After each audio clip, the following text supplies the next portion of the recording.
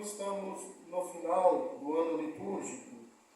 Aproxima-se o tempo do Advento, que não é só uma preparação para o Santo Natal e a primeira vinda de Nosso Senhor, mas é também preparação para a sua segunda e definitiva vinda. E naquele dia virá como juiz supremo. Entendam bem, justo juiz, porque essa expressão juiz supremo atualmente não é mais sinônimo de justiça. E o Advento nos ajudará, a partir do próximo domingo, sobretudo, reviver a história do fundador da Igreja. É um tempo de conversão, espera e preparação para a sua nova vinda, aquela vez mais humilde, desta vez gloriosa. Pode-se dizer que neste período de 4 semanas, que a partir do domingo que vem vamos empenhar, será um tempo de expectativa desta chegada, em que a Igreja vive simbolicamente o que é sua própria história, desde Pentecostes até o fim dos tempos. Ao recordar-se desse mistério da parousia de Cristo, o fiel então deve procurar manter uma postura de equilíbrio espiritual e de fidelidade ao ensinamento da Igreja. De fato, como saber quando e em que circunstâncias haverá Deus de pôr fim a este mundo? Que sinais precederão e anunciarão a proximidade do juízo? Que dizer, enfim, das inúmeras aparições marianas e profecias a respeito de grandes tribulações? Primeiramente, nós precisamos reconhecer que naquele tempo em que Nosso Senhor esteve no mundo, e no Antigo Testamento sempre se falou do dia do Senhor. O dia em que a história humana vai acabar e todos seremos julgados. O dia do Senhor também coincide para os judeus com a própria vinda do Messias.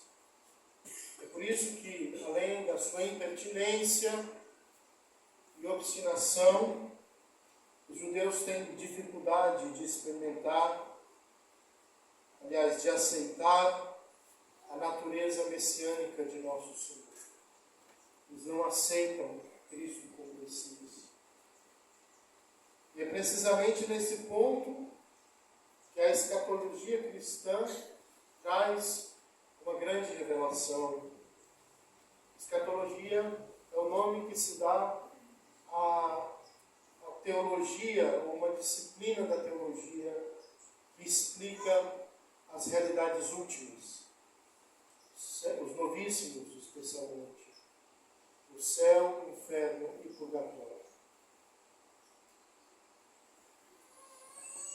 O Messias prometido, meus irmãos, nós devemos lembrar, já veio a nós. Mas ao contrário do que esperava o povo de Israel, antes ele se despojou de si próprio, tomando a condição de escravo, ficando semelhante aos homens, tido pelo aspecto como homem, abaixou-se a si mesmo, feito obediente até a morte e morte de cruz. A esse advento na humildade, como já disse, sucederá uma segunda vinda gloriosa. E o lapso de tempo entre essas duas vindas, inexplicável e estranho à religião judaica, mas não para nós, é o tempo da Igreja, que enquanto aguarda ansiosa a volta do seu esposo, com zelo materno administra seus filhos, nós, os canais seguros e eficazes da graça de Deus, que são os sacramentos. Então não é um tempo de espera à toa, é um tempo de espera frutuoso. É o tempo de salvar todas as almas possíveis, pelos meios que Nosso Senhor deixou. na ascensão do Senhor e também no envio do seu Espírito, os tempos em que vivemos se estendem até hoje desses fatos, especialmente a Epístola aos Hebreus, nos lembra de modo inequívoco esse espírito de uma cristandade primitiva que agora continua aguardando o próprio Cristo. Diz assim a Epístola aos Hebreus: muitas vezes e de muitos modos falou Deus aos nossos pais, nos tempos antigos, por meio dos profetas. Nesses dias, que são os últimos, Deus falou-nos por meio do seu Filho.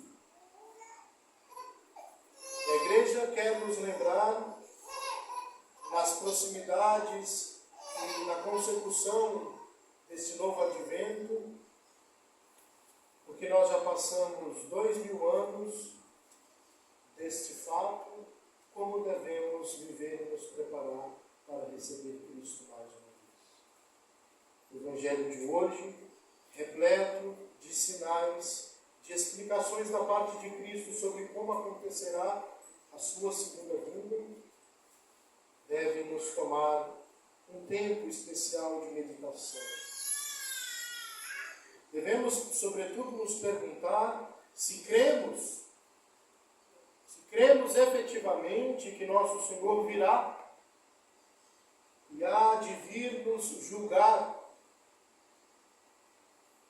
Tem surgido faz poucos anos algumas tendências no seio da igreja, inspiradas por certo empirismo, cientificismo, chegam a negar os milagres operados por nosso Senhor.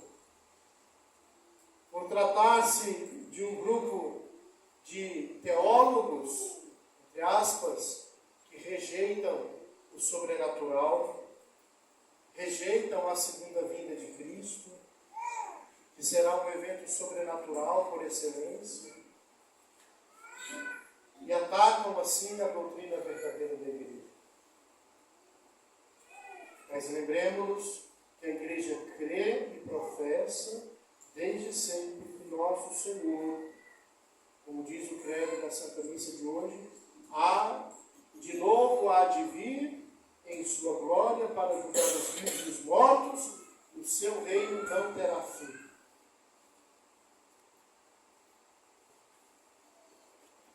Haverá sim a segunda vinda de nosso Senhor e o fim deste mundo tal como nós o conhecemos. O que não significa que esse mundo será aniquilado, mas antes renovado. Santo Tomás de Aquino insiste com costumeira lucidez teológica que toda a natureza será renovada e o homem glorificado. O modo como tudo isso ocorrerá, nos diz o Akinati, será sobrenatural, uma vez que a nova ordem das coisas não será nem natural, nem contra a natureza, mas estará acima dela. Por isso, sobrenatural. Assim como a graça e a glória são superiores à natureza da alma, e procederá de um agente eterno que a conservará por toda a eternidade. O cristão, portanto, não deve esperar cataclismos, destruições ou eventos portentosos, como se gosta de retratar em muitos filmes. Ora, o que a Sagrada Escritura nos diz, nos permite distinguir três coisas de fatos, aliás, três ordens dos fatos, que precederão o juízo e renovarão a face da terra e o todo o céu. A saber, primeiro, haverá um momento de tribulação para a igreja. Segundo, uma grande apostasia. Terceiro, a impostura do anticristo. Quando tudo isso se cumprir, todos esses eventos acontecerem, o mundo será renovado. O fogo purificador da conflagração final, de acordo com a teologia medieval, fará novos céus e nova terra, e os corpos, enfim, ressuscitarão. Virá então o Cristo, juiz em sua glória, para julgar a todos, dando aos justos a vida eterna no céu e aos condenados as penas do inferno. E assim será consumada a história. Não há aqui, porém, uma questão de todo definida.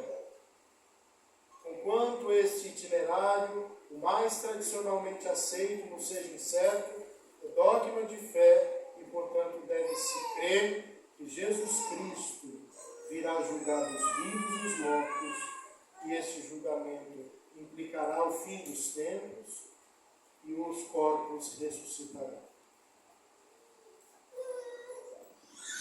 Mais recentemente, no final da Segunda Guerra Mundial, houve na Europa, por influência de ideias heterodoxas, um conflito entre duas correntes teológicas. O escatologismo, cujas principais teses coadunavam-se com a doutrina da Igreja e depois foram ratificadas e consertadas, e também a doutrina do encarnacionismo, que era uma visão muito humana da história, derivada do positivismo. Para esses teólogos encarnacionistas, a história do homem é um processo constante de evolução. É um progresso em cujo término se encontra o reino de Deus. Parece bonito, mas essa concepção da história pode agradar tanto as classes cientificistas quanto também aqueles pensadores de matriz marxista, porque situam o reino de Deus como uma conquista intra-histórica de esforços humanos.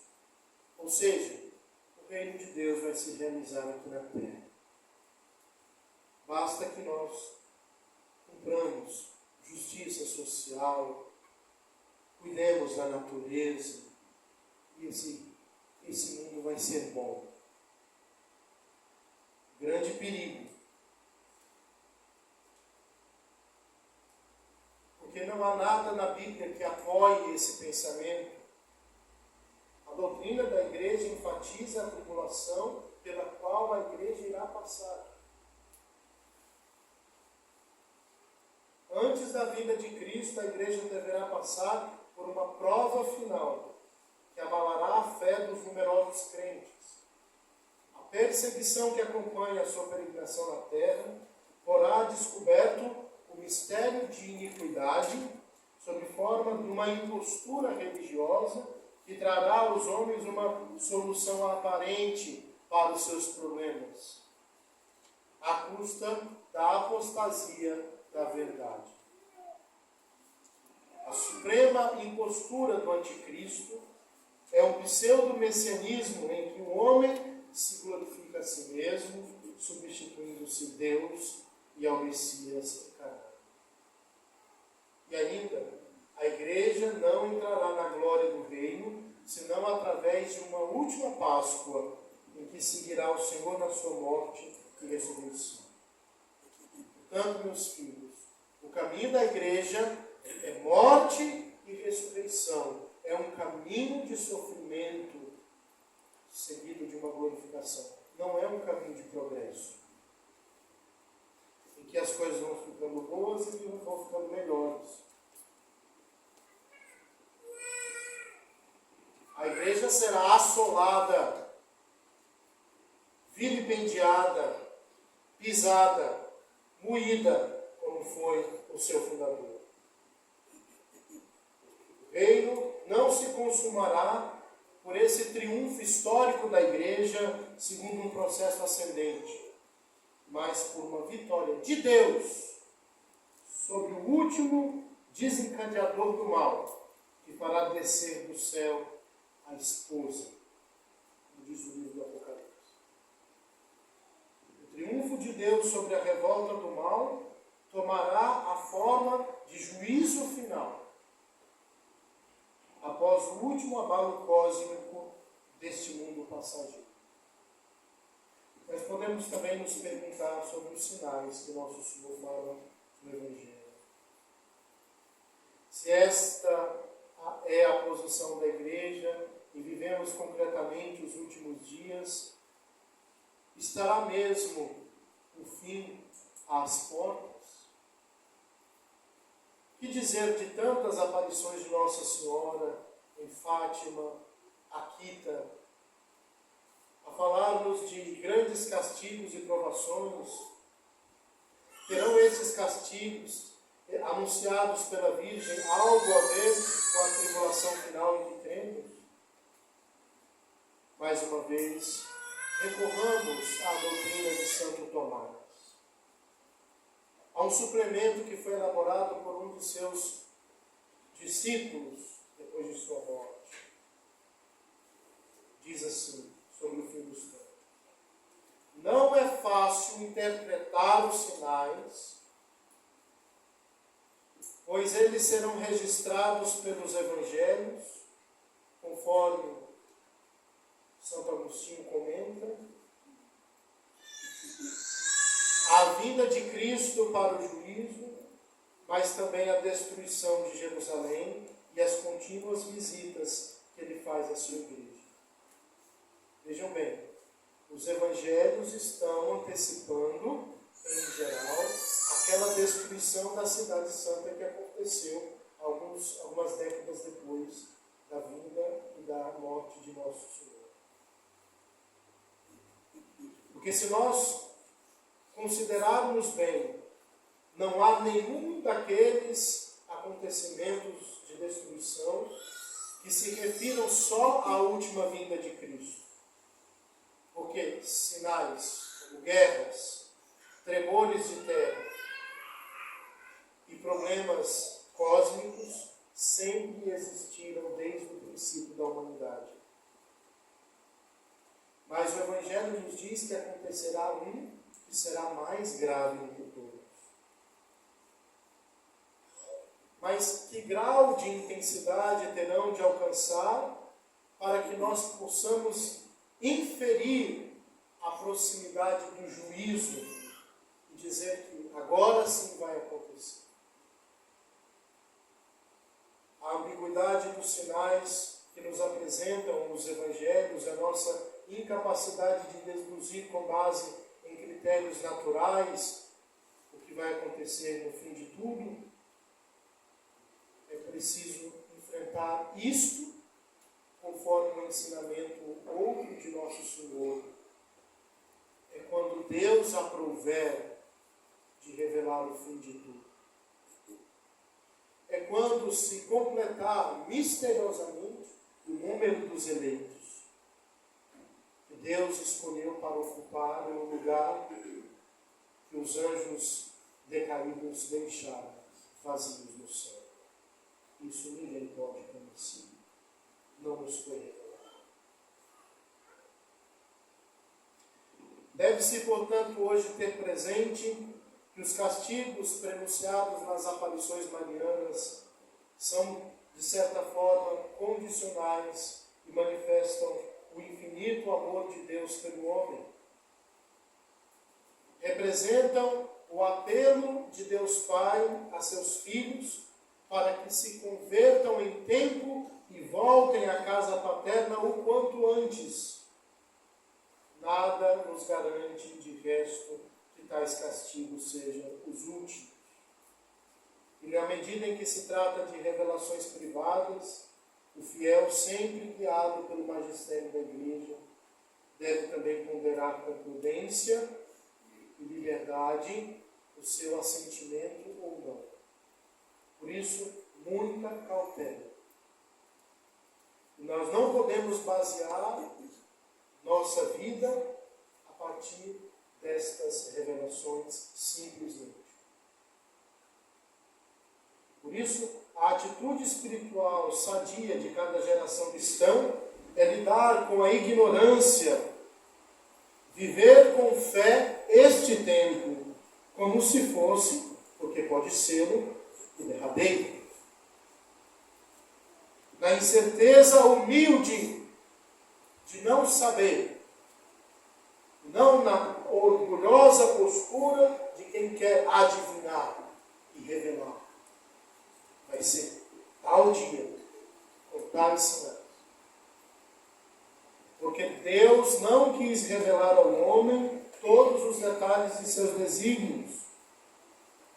Nossa postura deve ser sempre também trabalhar pelo bem e pelo progresso de toda a humanidade, segundo os princípios do Evangelho. Por isso que Deus quis. De nada serve ao homem ganhar o mundo inteiro, se a si mesmo se vem a perder. A expectativa da nova terra não deve enfraquecer, mas antes ativar a solicitude em ordem a desenvolver esta terra, onde cresce o corpo da nova família humana, que já consegue apresentar uma certa prefiguração do futuro. Por isso, a única coisa que nós devemos considerar é mesmo a morte, a paixão, morte e ressurreição e ascensão de nosso Senhor Jesus Cristo, que são um exemplo para a nossa vida enquanto membros da igreja. Vivenciando realmente a longa peregrinação nesta terra, nos recordando que por trás de todo o sofrimento e de toda a cruz, sempre haverá uma ressurreição. Uma chance de, nos últimos tempos, nos unirmos mais intimamente a Deus. Porque a ressurreição é isso. É voltar para Deus, triunfando da morte. Protegei a vossa igreja, mãe da igreja. Em nome do Pai, e do Filho,